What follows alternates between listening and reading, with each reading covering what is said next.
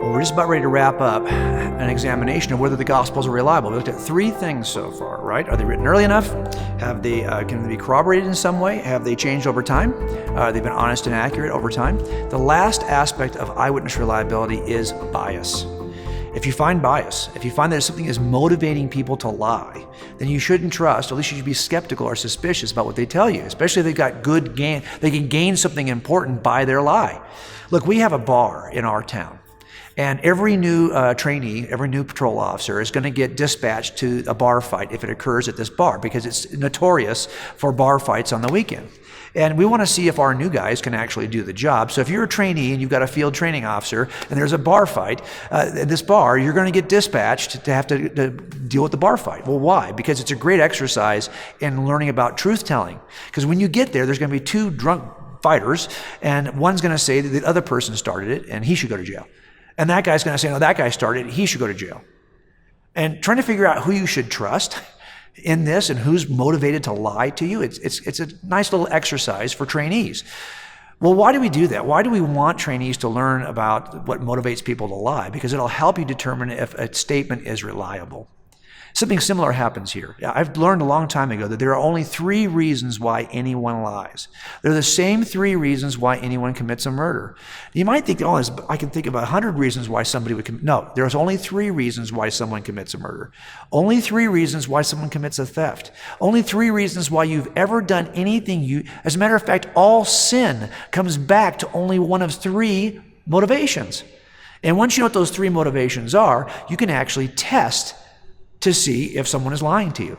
Let me explain them to you. Maybe you're already thinking this way. The first is simple: financial gain. People do a lot of crazy things for money. A lot of stupid occurs because of the pursuit of money.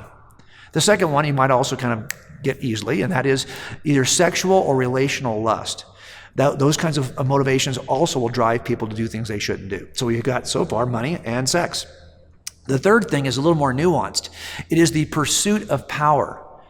Of respect, authority, position, influence. These are things that are in the power category that motivate people to do things they shouldn't do. When someone's lying to me, I always know that their bias or their motivation lies in one of those 3 areas. It makes it very easy to assess a lie. If we think that the claims made in the Gospels by the original authors are lies, okay, we could test that, because if they're lies, if they're lying to us, it's only for one of those 3 reasons. Those are the only 3 reasons why anyone ever lies. So the question then is, what did these writers have to gain in those 3 areas? Did they get a lot of money on the basis of their story? Did they develop girlfriends or social relations? I mean, seriously, is that what drove them to say these things? Most people who are skeptical about the Gospels don't think it's those 2 things that are driving the authors. They think it's in the third category. It's power. It's influence. Now, remember earlier we talked about the difference between possible and reasonable? I think it's quite possible people could have written the Gospels in the pursuit of power or authority or respect, right? At least they would be popular within their little religious community. But if that's what's driving them, is that reasonable? It might be possible, but is it reasonable? Think about it. Paul wrote most of the New Testament, right? So you're saying he's motivated by what? Why is he lying? It's not about money or sex, you say. It's about power, authority. Really? So Paul started off as a religious Jew in a position of religious authority and respect in his local community. In fact, he had enough authority and respect to draw the papers to execute Christians. So now you're telling me that Paul says, I'm going to jump out of my position of authority and respect in my religious community and jump in with these Christians and get beat up all over the known world for the next 20 years, hoping to someday return to a position of authority and power and respect? He started with that. That's a possible explanation, but it strikes me as an entirely unreasonable explanation, especially considering how every one of these authors died, how every one of these eyewitnesses died. Look, we know the stories are always pretty much the same. They're martyred in some horrific way. And whether we trust all those legends are 100% true or not, we know one thing. No one ever recanted. No ancient authority ever claims that any of these people ever recanted their story. Look, if you said to me that you were willing to die for what you believe as a Christian, I would tell you up front that has 0 evidential value. Lots of people will die for what they don't know is a lie. But this is the one group that would know if it's a lie. Their testimony is very different than mine in this century. They would know if they're telling the truth. I have to trust on the basis of reliability that they're telling me the truth, but they would know it because they actually experienced it. If they're willing to die for their claims, that's worth considering if it's reliable. And I think that actually demonstrates its reliability. Let me go one last objection, though, that's offered sometimes in this category, and that is this. Jim, I need to have a story about Jesus written by a non-Christian in order to believe it. I can't believe a story if it's written by Christians, you can't trust it. They're biased. They like Jesus. Of course, they're going to say nice things about Jesus. They're Christians. So if you want me to believe something about Jesus, it cannot be from a Christian source. Oh my gosh, that is so stupid. Let me just kind of offer for you why that doesn't make any sense to me. If you're working robbery homicide, which I've worked for a number of years, and there's no homicide that day, you're going to work a robbery. I've worked a ton of bank robberies. Let me tell you a story about a bank robbery. A guy walks into a bank, does a very clever bank robbery. He comes in, he's got a pistol under his jacket, he's got a demand note, he puts it on the counter. The teller sees the demand note, sees the edge of the gun, and she starts giving him money. The cameras are capturing all of this, but they don't see the gun.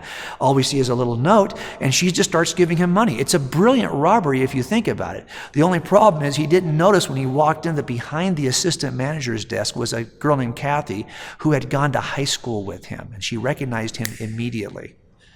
He didn't see her. She thought, well, when he's done with this transaction, I'll say hello. But now she looks at her coworker, the teller, and the teller's got a look on her face like, I'm being robbed. Push the button, I'm being robbed. Kathy is shocked. She's known this young man, Mark Hill, for years and years, but she'd never known him to be the kind of person who'd ever do a bank robbery. As a matter of fact, of all the people she would make a list of who were capable of doing a bank robbery, this guy would be on the bottom of the list. Yet here he is before her very eyes doing a bank robbery. Do you think I should go over and interview Kathy about this? I don't think so.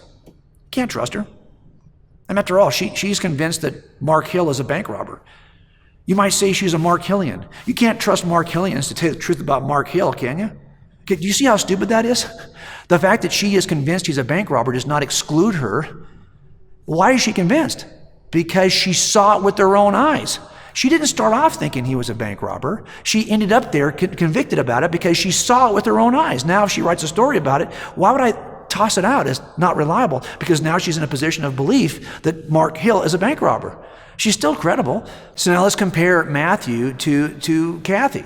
Matthew is a guy who is not expecting the Messiah. He's not part of the discipleship of John the Baptist. He's a guy named Levi who's collecting taxes. And he spends then 3 years with Jesus after being invited to join them. And after seeing all the stuff that Jesus does, all the stuff that Jesus teaches, and 3 years later, he's now a believer, and he writes an account called the Gospel of Matthew. Look, if you're looking for an account that is written by a person who was a skeptic before the event, just like Kathy was a skeptic before the event, it's called the Gospel of Matthew. He's not in it. He's not writing it because he was hoping for it to be true or he has a bias. He's writing it because he saw it with his own eyes. So now you've got 4 good reasons, the only 4 ways that we typically evaluate eyewitnesses to determine if they're reliable. We've just applied them to the Gospels, and in all 4 ways, they measure up. They're written early enough, they're corroborated, they haven't changed over time, and the people who wrote them don't present a bias that would cause them to lie to us. I got to the end of that as a non-Christian, evaluating the Gospels, and I said, well, what do I do with this now? What do I do with it? It was true. I made the case as robustly as I could. It's a cumulative case. In the participant's guide, you will see I've drawn out for you now the entire cumulative case. It's powerful. And that's why when people ask me, Jim, why are you a Christian? I don't say, well, you got 2 hours? I need about 2 hours to tell you why. It's a robust cumulative case, and it's worth our time. We have to master it so we can communicate it to others. I'm not a Christian because it's convenient or it works or it solves a problem or I'm a Christian because it's true, and we've just demonstrated it evidentially.